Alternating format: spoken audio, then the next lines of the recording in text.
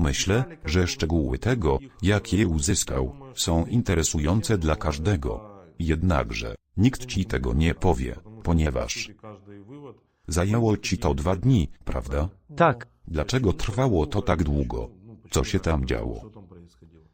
ponieważ kiedy dotarłem na miejsce i kiedy przybyła kolejna zmiana, aby nas zastąpić.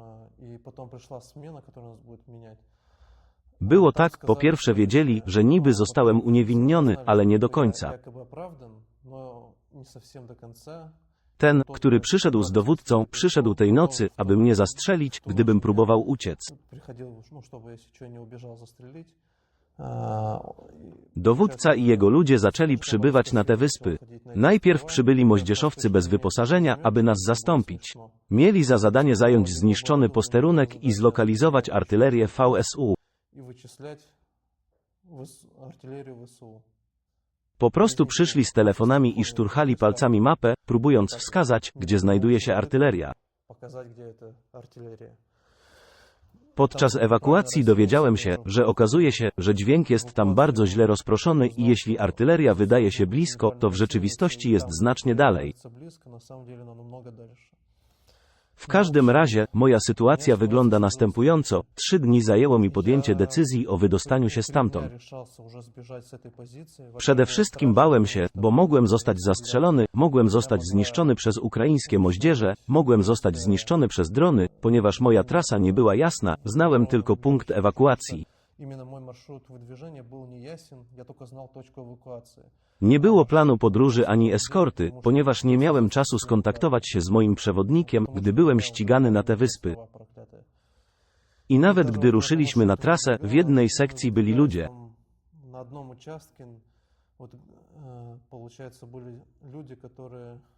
To znaczy, nie ludzi, było 6 zabitych. Byli owinięci w ubrania, w śpiwory, latały wokół nich muchy, wszędzie porozrzucane były ubrania, suche racje żywnościowe i karabiny maszynowe, nikt się tym nie przejmował.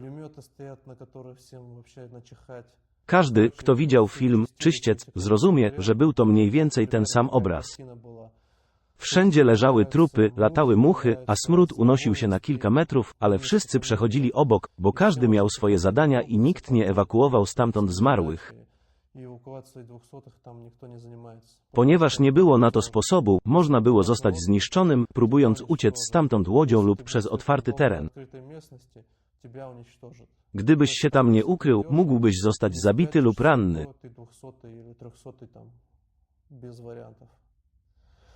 Musiałem już podjąć decyzję o być albo nie być, czyli jakoś odejść. O 5 rano, 2 września, podjąłem decyzję. Do podjęcia tego kroku mocno zachęciło mnie to, co usłyszałem. Jeden z nich powiedział, że starszy porucznik, który był torturowany przez 4 dni, miał dość i że dowódca kazał się go pozbyć. Jak dokładnie? Czy chcieli go zabić? Nie jestem pewien, ale prawdopodobnie tak, jak lubili mówić, nulify. I zdałem sobie sprawę, że to koniec, prędzej czy później będę miał mniej więcej taką samą sytuację. Poza tym nie rozumiałem, jak mnie tam traktowali, co o mnie zdecydowali. Decyzję podjąłem dzień po ich przybyciu. Zwykle wstawaliśmy o 5 rano. Zmiana miała nastąpić o 5 rano. Skorzystałem z porannego zgiełku i o 5 przepłynąłem rzekę, która płynęła obok wyspy.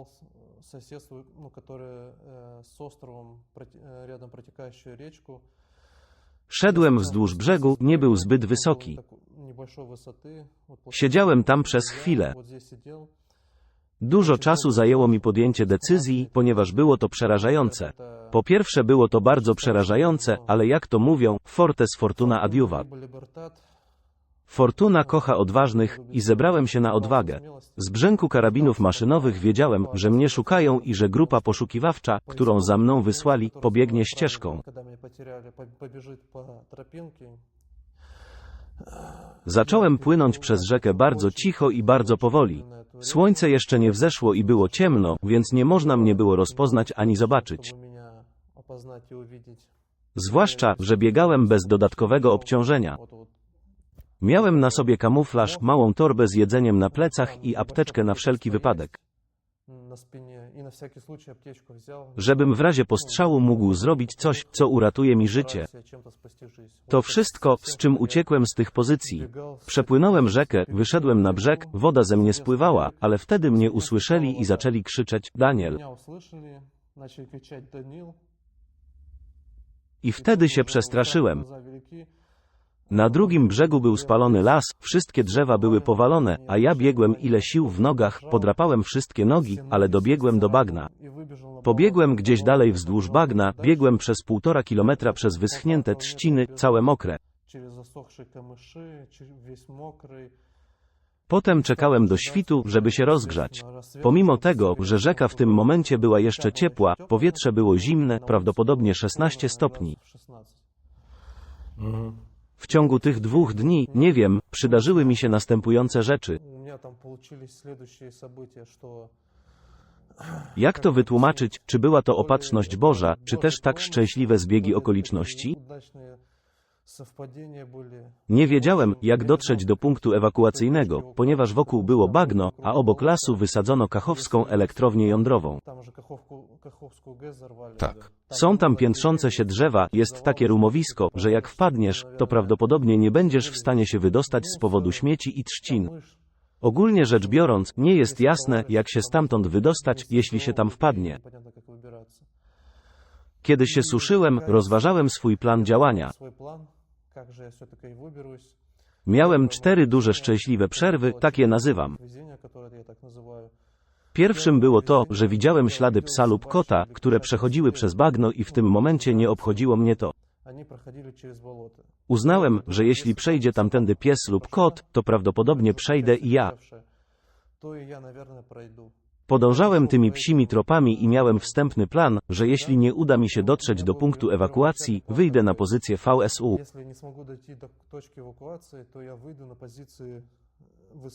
Prawdopodobnie myślałem, że w pobliżu znajduje się elewator zbożowy. Pomyślałem, że tam pójdę, ale musiałem dostać się na brzeg i dowiedzieć się, jak mogę przepłynąć Dniepr. Ale do Dniepru musieliśmy przejść kolejne 3 kilometry przez te gruzy. Szedłem najpierw przez bagno, wzdłuż tych ścieżek, żeby nigdzie nie wpaść, szedłem ostrożnie, ani kroku w lewo, ani kroku w prawo. Rzeczywiście, prawie do końca bagien podążałem tymi psimi śladami, jakby ktoś wcześniej wytyczył ścieżkę, a ja nią podążałem. To są nasze nanobiologiczne psy. Zostali wysłani, aby wytyczyć trasę. Pies nawigator. Tak, w zasadzie, powiem więcej, czułem nawet, że postępuję słusznie. Ponieważ na początku trzęsłem się ze strachu, byłem apatyczny. Ale potem, kiedy jakoś zaczęło mi coś wychodzić i dostałem jakiegoś natchnienia, a raczej drugiego oddechu. Po dotarciu do brzegu krzyknąłem: pomocy.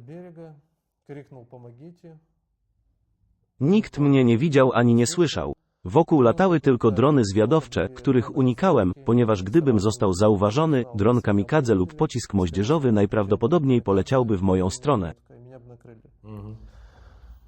Kolejne szczęście przyszło, gdy zdałem sobie sprawę, że nie będę w stanie przepłynąć Dniepru od miejsca, w którym wyruszyłem. Zawróciłem i zacząłem płynąć trochę w lewo, z powrotem na bagna.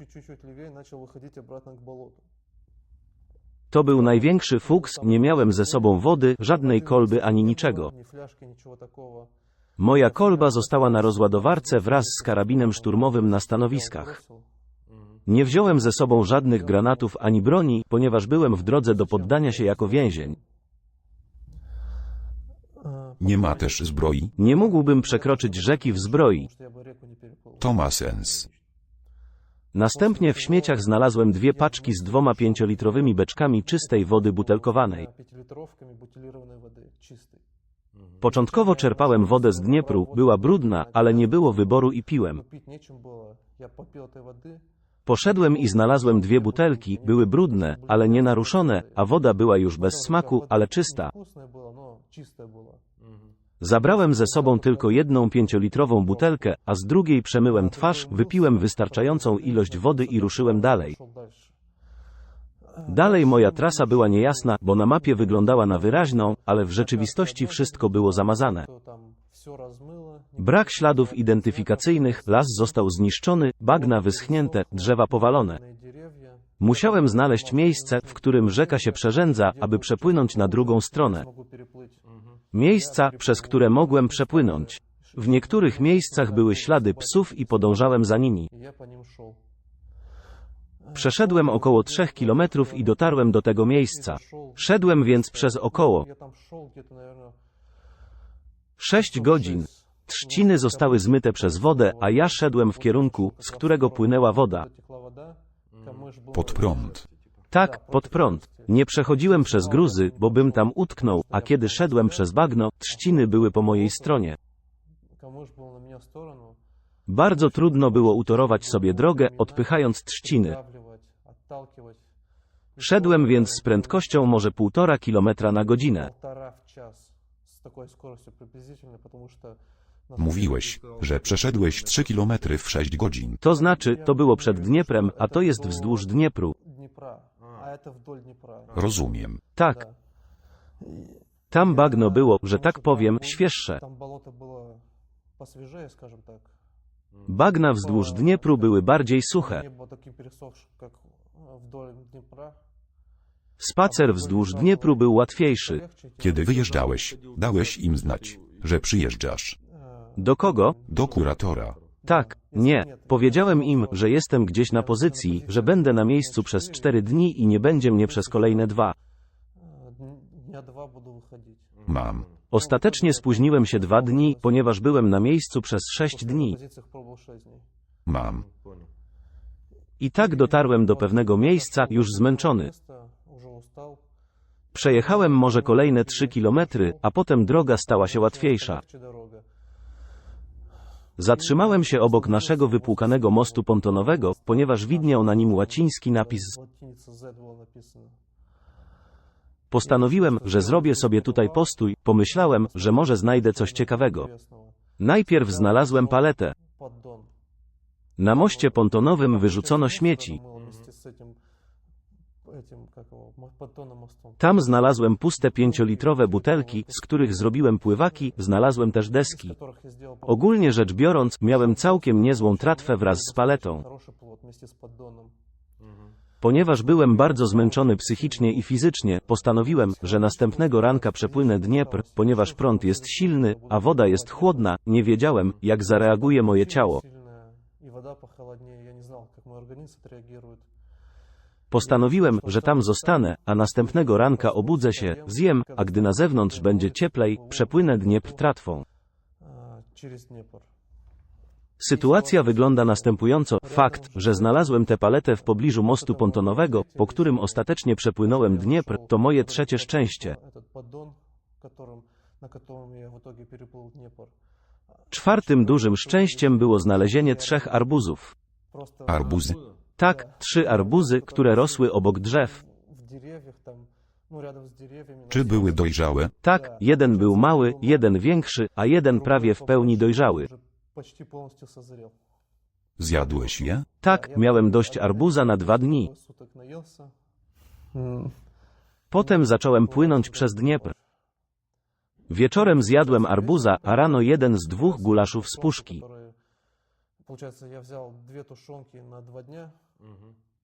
Ponieważ nie mogłem wziąć więcej dyskretnie. Po śniadaniu zrobiło się trochę cieplej i około 11:30 rano zacząłem przepływać Dniepr. Zrobiłem flagę z białej zasłony, wiesz, takiej z małymi dziurkami. Gdyby przepłynęła łódź, pokazałbym jej, że się poddaję, że nie jestem sabotażystą płynącym przez Dniepr.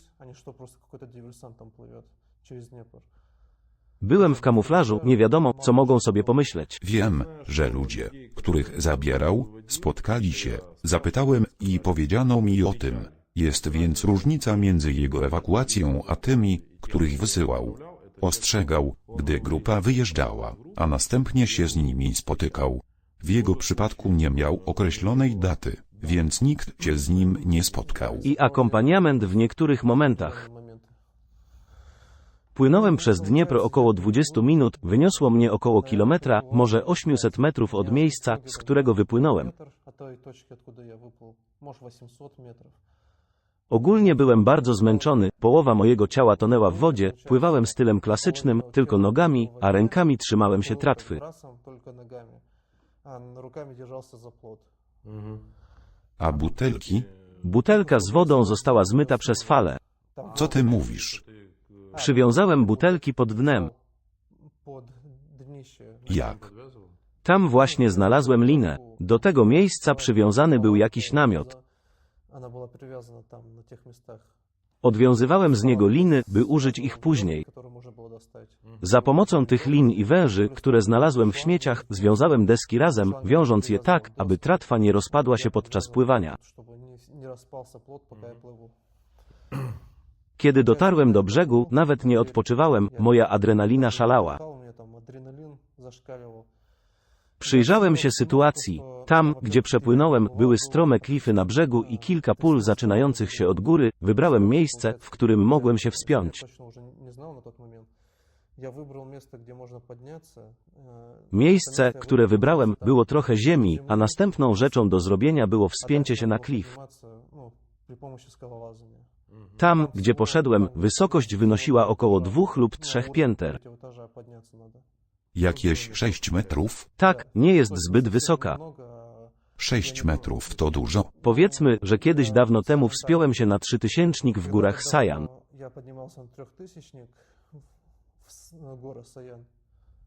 Miałem trochę doświadczenia, co oznacza, że byłem zaznajomiony ze wspinaczką skałkową, więc wspiąłem się na stromą ścianę skalną. Potem znalazłem płonące pole, nie będę wchodził w szczegóły, ale miałem szczęście. Było tam przejście przez drzewo. Nie było tam jednak widocznego drutu kolczastego. Przejść przez drzewo? Nie, przez drzewa. Jest jasne. Tak, po prostu nie widziałem, że można tam wejść trochę wygodniej, ale był tam drut.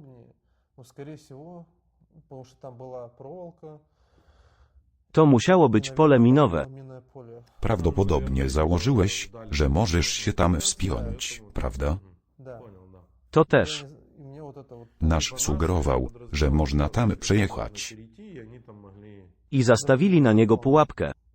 Widziałem przewód na ziemi i miałem szczęście, że nie sprawdziłem eksperymentalnie, czy coś tam jest, czy nie.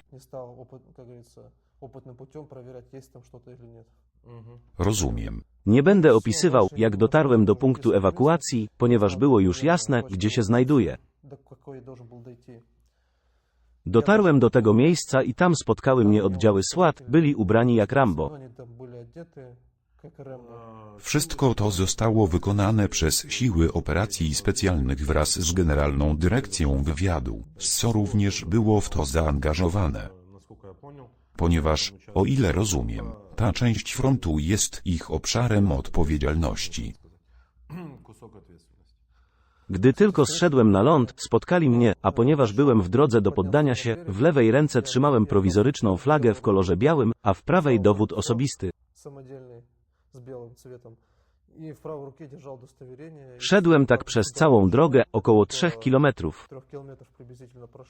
Kiedy mnie spotkali, zapytali mnie, kim jesteś, nie zastrzelili mnie, nic takiego. Na początku, kiedy mnie poznali, powiedzieli, dobra robota, przystojniaku. Nie warto mówić nic więcej. Napisz w komentarzach. Co sądzisz o tym wszystkim, przez co przeszedł Daniel?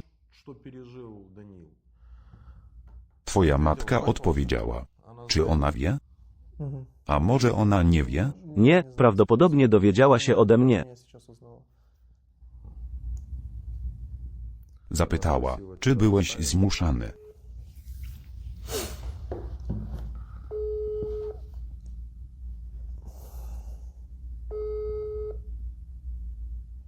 Co ona powie? Może nie odpowiedzieć. Dlaczego? Wysłaliśmy wiadomość głosową. Musimy napisać do niej ponownie.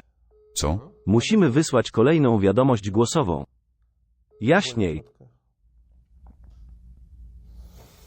Martwię się, dawno jej nie widziałem. Kiedy się z nią widziałeś? W czerwcu? Tak, Nie.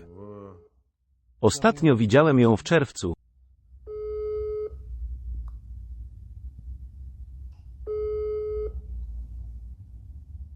Brak odzewu. Pozwól mi to zrobić. Dobrze. Mamo, cześć, jestem więźniem, nikt mnie nie zmuszał, zaraz ci wszystko wyjaśnię. Jeśli chcesz ze mną porozmawiać, musisz wyrazić formalną zgodę na kamerę wideo i porozmawiamy tutaj, w porządku, nie musisz nic odpowiadać. Opowiem ci moją historię. Zobaczysz mnie później na YouTube, mam na myśli, że jestem w porządku i będę w porządku, po prostu odpowiedz mi, jestem w porządku teraz. A co z twoim bratem? Tak. Zaschło mi nawet w gardle. Napij się wody. Tak.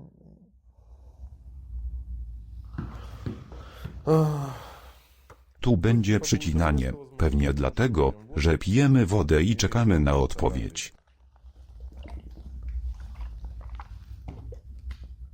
Co? Nie, nie.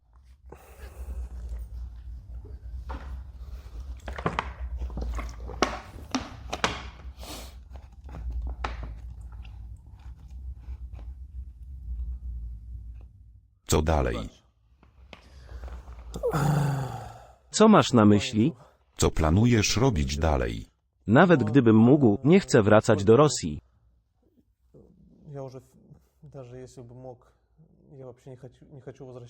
Nie wrócę tam, dopóki będzie tam reżim Putina. Ponieważ trwa wojna, zaproponowano mi wstąpienie do RDK, czyli Rosyjskiego Korpusu Ochotniczego. Ja z pomocą RDK prawdopodobnie przejdę szkolenie. A potem będę bronił Ukrainy przed atakiem rosyjskich wojsk.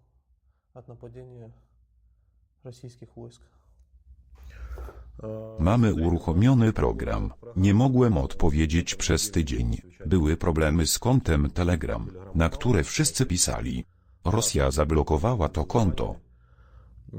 Zasadniczo program polega na tym, że wypłacamy nagrody naszym obrońcom, którzy zasilają fundusz wymiany więźniów. Tutaj sytuacja jest odwrotna. Okazuje się, że jeniec wojenny również dołożył się do funduszu wymiany w liczbie 11. Z tego co wiem, został sprawdzony przez nasze wojsko. Po rozmowie kwalifikacyjnej, jeśli zostanie zatwierdzony, dostanie się do RDK.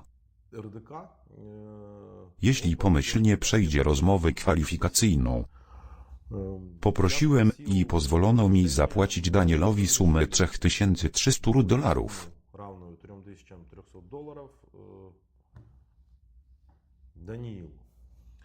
To naprawdę wyjątkowy przypadek, ale zdarzały się przypadki, w których również płaciliśmy dużo pieniędzy i przynosiliśmy po $7000. Ale co ciekawe, wydaje na mundury, ubrania i artykuły pierwszej potrzeby.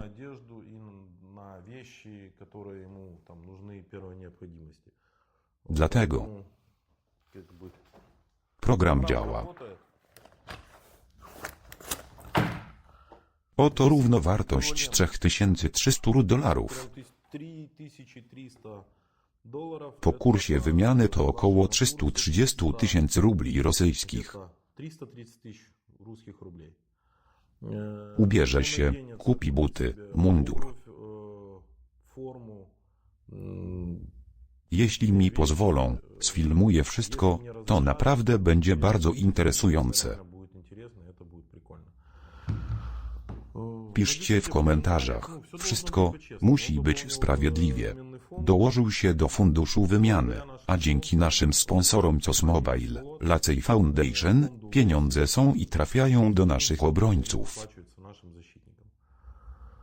Nie odpowiada z niejasnych powodów, ale kiedy to zrobi, na pewno nagram rozmowę, ponieważ będziemy razem z Danielem jeszcze przez jakiś czas i nagramy rozmowę.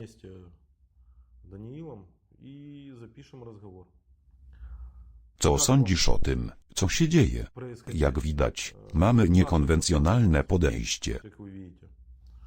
Kto wygra tę wojnę? Oczywiście Ukraina, ponieważ zazwyczaj wygrywa ten, kto ma prawdę.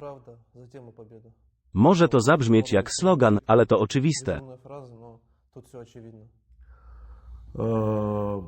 Mamy tradycję, kiedy proszę jeńca wojennego, aby zwrócił się do swoich rodaków, kolegów z wojska, czy konieczne jest pójście na wojnę, czy nie.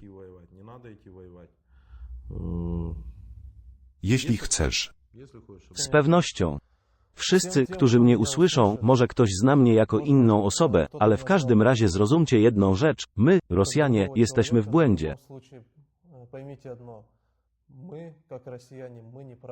Jesteśmy w obcym kraju, a oni byli dla nas bratnim narodem. Ukraino, mylimy się. Przynieśliśmy tyle żalu i smutku. Nie da się opisać słowami, jak źle i po prostu okropnie jest. Musimy powstrzymać tę wojnę, każdy z was może przyczynić się do jej powstrzymania, ci, którzy są w Rosji, ci, którzy są na froncie.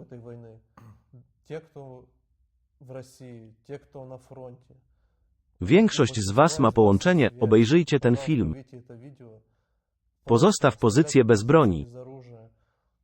Gdzieś będzie nieprzyjemnie, gdzieś zostaniesz potraktowany humanitarnie, ale tak czy inaczej uratujesz swoje życie. Nie będę kłamał, sam przez to przeszedłem, to było bardzo przerażające, ale zaufaj mi, kiedy nadejdzie godzina rozliczenia, nadal będziesz w błędzie. Reżim Putina i tak upadnie. A los Rosji i całego świata zależy od tego, jak upadnie, kto przejmie władzę. W naszym kraju są ludzie honoru, którzy poprowadzą tych, którzy dali się zwieść propagandzie. Musimy wszyscy zjednoczyć się przeciwko władzom, przestać się bać. Ponieważ fortuna kocha odważnych. program Chcę Żyć to państwowy program dobrowolnego poddania się ukraińskiej niewoli. W tym celu można napisać do projektu Chcę Żyć, wypełnić kwestionariusz za pośrednictwem bota. Następnie skontaktujemy się z Tobą i przekażemy Ci instrukcje dotyczące tego, co i jak należy zrobić. Jeśli są tacy, którzy chcą powtórzyć akt, proszę o kontakt i e-mail. Jeśli są dowódcy RF, którzy chcą ratować życie swoich podwładnych, skontaktuj się z nimi, wyślij swoich żołnierzy. Zostaliby ukryci, nikt nie wiedziałby, że zostali przekazani, zostaliby wymienieni jak zwykli jeńcy wojenni. Będą w dobrych warunkach, otrzymają opiekę medyczną, a Ty dostaniesz pieniądze. Otrzymasz nie w hrywnach, ale w kryptowalucie do portfela. W ciągu minuty zapłacę Ci za każdego żołnierza. Tak więc zawsze jest pierwszy raz na wszystko, ale jak pokazuje historia ostatnich 6 miesięcy, wojsko zawsze wymyśla ciekawe rzeczy i to działa. Koniec. Mężczyźni, wierzę w Was, dokonacie właściwego wyboru. Rosja będzie wolna, Ukraina wygra. Do widzenia. Chłopaki, wojsko pozwoliło nam zrealizować plan i sfilmować Daniela kupującego mundur. Zapowiada się więc ciekawie. Jedziemy w Kijowie wzdłuż nasypu, wzdłuż brzegu morza. Danielu, zapytaj o coś. Jaka jest najpopularniejsza taksówka? Ubera? Ubera, Uclon. To nie jest reklama, nikt za to nie płaci. Uber, Uclon i co jeszcze? Nie wiem. Korzystam z taksówek Ubera i Uclon. Czy byłeś za granicą? Nie, nigdy. Nie. Kościół na wodzie. Woda? Tak. Jak? Tam jest Dniepr. Którą przepłynąłem. Którą przepłynąłeś, aby nie uderzyć w tablice rejestracyjne przedniego samochodu. Jesteśmy eskortowani przez wojsko. Ciekawie się rozmawia. Przy okazji, to jest łuk przyjaźni narodów i szklany most. Ten, który został zbombardowany? Tak, ale spudłowali. Dlatego. Twierdzą, że pieniądze zostały skradzione z budżetu podczas budowy mostu. Właśnie to umiejętnie robią. Что там деньги украли на бюджете и так далее. Ну, то, что они умело делают. Jedno pytanie, czy obchodzi cię, co ci ukradziono? Macie miliardy ukradzione z armii, zewsząd, biliony ukradzione. Propaganda. Dyskutujesz o tym, jak można zniszczyć szklany most, który jest przeznaczony tylko dla turystów. Ma szklane podłogi. Wysłali tam całą rakietę, to było po moście krymskim, i spudłowali. To nie tak, że go uderzyli. Propaganda potrzebuje czegoś do pokazania i powiedzenia, a oni przyczepią się do wszystkiego. Пустяковщину зацепится. Co sądzisz o tym mieście? Kiedy go podziwiam, jest piękny, naprawdę piękny. I fakt, że jest tam graffiti. Не то, что тут граффити есть. Czy Dagestańczycy się odłączą? Myślę, że tak. Zakładam, że są zdeterminowani. Prawdopodobnie zjednoczą się z Inguszami. Z Czeczenami prawdopodobnie nie, ale z Inguszami mogą się zjednoczyć i stworzyć jakąś unię państwową. Объединиться и создать какое-то свое государство небольшое. Kiedy rozmawiałem tam ze starszym pokoleniem i powiedzieli mi, że kiedyś była tam fabryka cegieł, kilka innych fabryk, wszystkie celowo zamknięte. Завод еще, какие-то заводы, все позакрывали специально, как будто бы, ну, по их словам. Więc nie ma pracy. Powiedział mi to miejscowy pracownik kontraktowy. Который контрактник у меня был. Jakie jest znaczenie bezrobocia? Prawdopodobnie w celu ekonomicznego uzależnienia Dagestanu od Rosji. Преференция, как это правильно? Подачек, наверное. Дагестан зависел от России Aby Dagestan był biedny. и так далее. Czy to kask? To tylko czapka. Myślę, że przydałby mi się na zimę. Czy to pasuje? Tak, Panama jest fajna.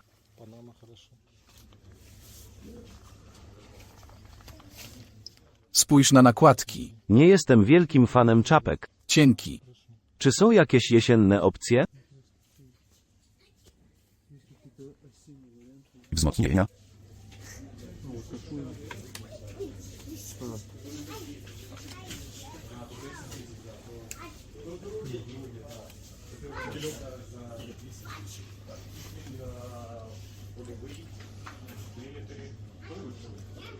Co jeszcze tu mamy? Co to jest z przodu? To kurtki. Nie jest to jeszcze konieczne. Też tak myślę. Woreczki. To pas biodrowy. To prawdopodobnie to, co nakładasz na swoją zbroję.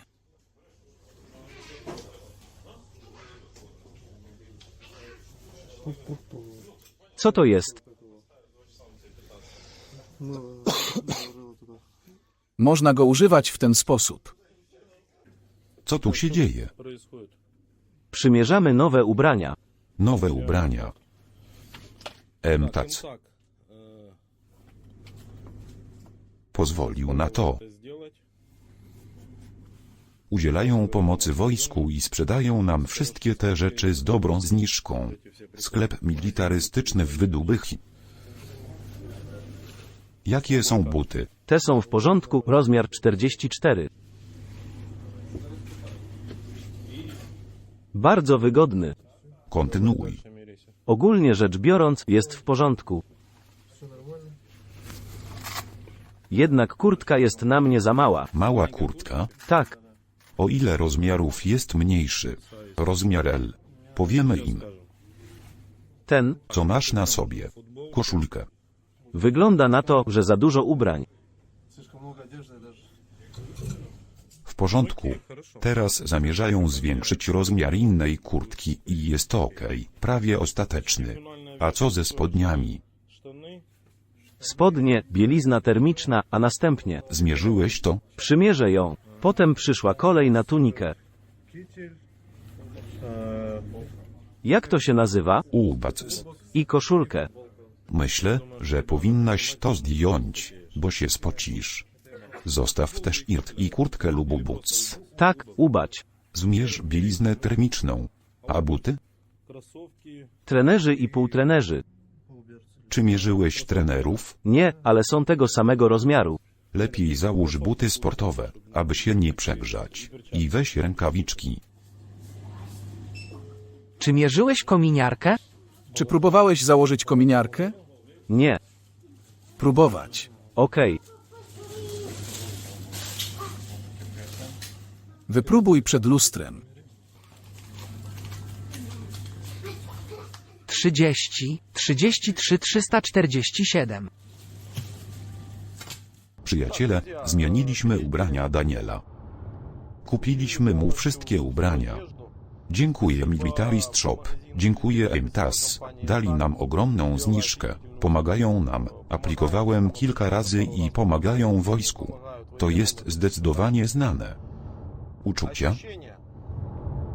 Ubrania są super, mimo że to firma cywilna. Bardzo dobra jakość i byłem traktowany normalnie, wszystko zostało mi doradzone, czego potrzebowałem. Wszystko było w porządku. To znaczy, to niekonwencjonalne wydanie. Prawie powiedziałem seria. To prawdziwy wojskowy, który, jak wielu innych, zdecydował się przejść na stronę dobra.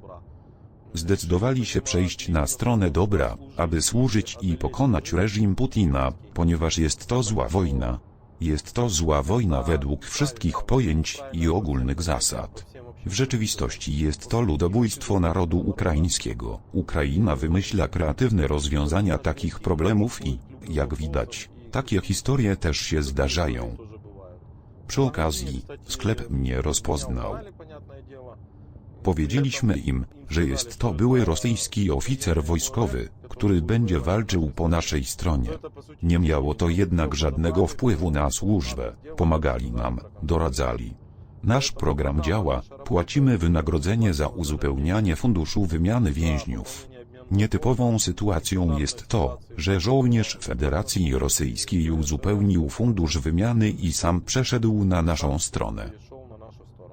Subskrybuj kanał, umieszczaj polubienia. Dzięki za oglądanie.